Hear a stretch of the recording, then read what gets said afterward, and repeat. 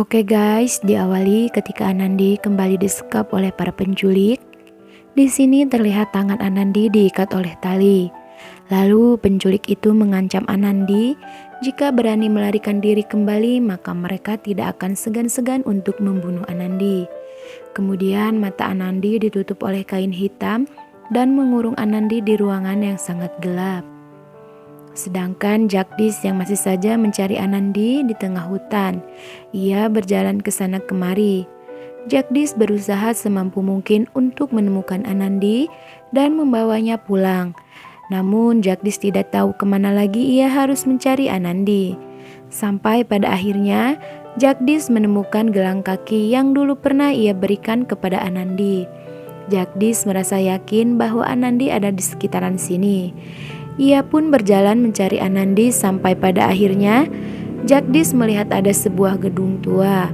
Lalu Jagdish menaiki pagar dan mengintip untuk memastikan apakah penculik itu membawa Anandi ke dalam gedung itu. Dan ya, benar saja, ketika Jagdish mengintip ternyata gedung itu dijaga ketat oleh para penculik. Namun Jagdish berinisiatif untuk masuk melalui pintu belakang. Di sini Jagdish berjalan sangat pelan sekali, pasalnya ia takut ketahuan oleh para penculik itu. Di sini sepertinya Jagdish sedikit kesulitan untuk membebaskan Anandi. Pasalnya penjagaan yang sangat ketat sekali, sampai-sampai Jagdish manjat ke atas pohon guys.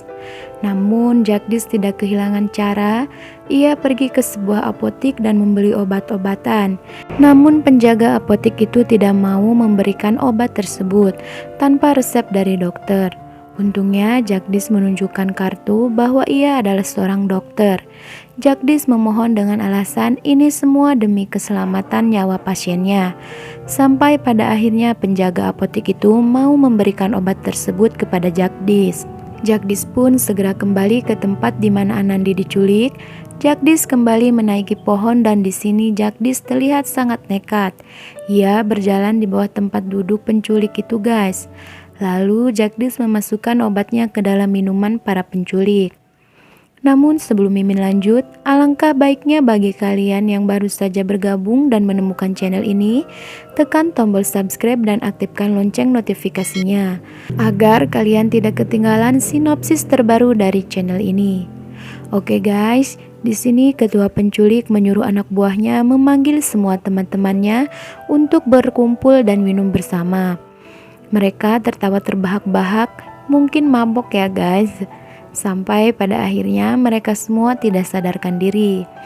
Jagdish yang melihat penculik sudah tidak sadarkan diri, ia langsung bergegas membuka pintu dan di sini Jagdish terkejut melihat keadaan Anandi. Sedangkan Anandi yang mendengar ada seseorang yang masuk, ia bertanya siapakah itu. Jagdish pun menghampiri Anandi dan memegangi pipi Anandi.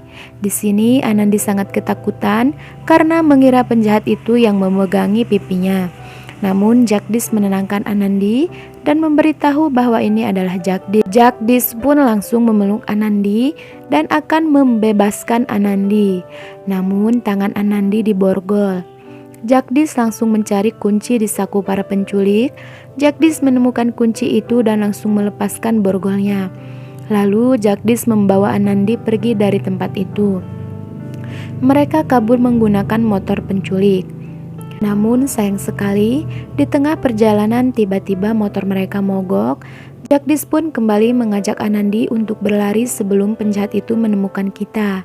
Singkat cerita, sepertinya Anandi kelelahan karena mereka sudah berlari sejauh mungkin. Tiba-tiba Anandi jatuh pingsan. Jagdish langsung menggendong Anandi dan berlari kembali. Lalu Jagdish menemukan sebuah danau. Ia membasahi muka Anandi dengan tujuan agar cepat sadarkan diri. Dan benar saja, Anandi langsung tersadar dari pingsannya guys. Anandi pun menangis ketakutan, namun Jagdish menenangkan Anandi. Sampai pada akhirnya mereka pergi ke terminal dan meminta izin kepada pemilik mobil untuk ikut pulang. Namun pemilik mobil itu berkata tidak ada yang gratis. Jagdish berkata bahwa mereka tidak punya uang. Semua barang mereka tertinggal di bis. Lalu Anandi memberikan gelangnya kepada sopir mobil dan nanti akan mereka bayar setelah sampai di rumah. Akhirnya sopir itu pun membawa Jagdish dan Anandi pergi. Ketika di mobil, Jagdish teringat akan momen indah bersama Anandi.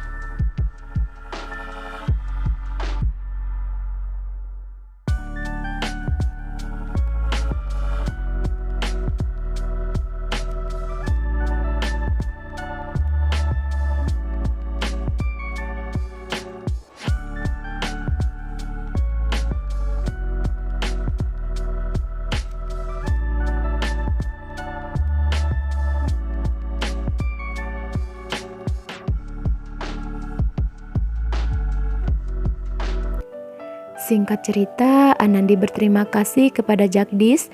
Jika saja Jagdish tidak datang menyelamatkan Anandi, ia tidak tahu apa yang akan terjadi kepada dirinya. Namun Jagdish berkata, "Kau tidak perlu berterima kasih, karena ketika kamu diculik aku bisa merasakannya." Lalu Jagdish memberitahu Anandi bahwa Anandi sudah sampai di rumahnya. Anandi pun langsung berlari masuk ke rumah.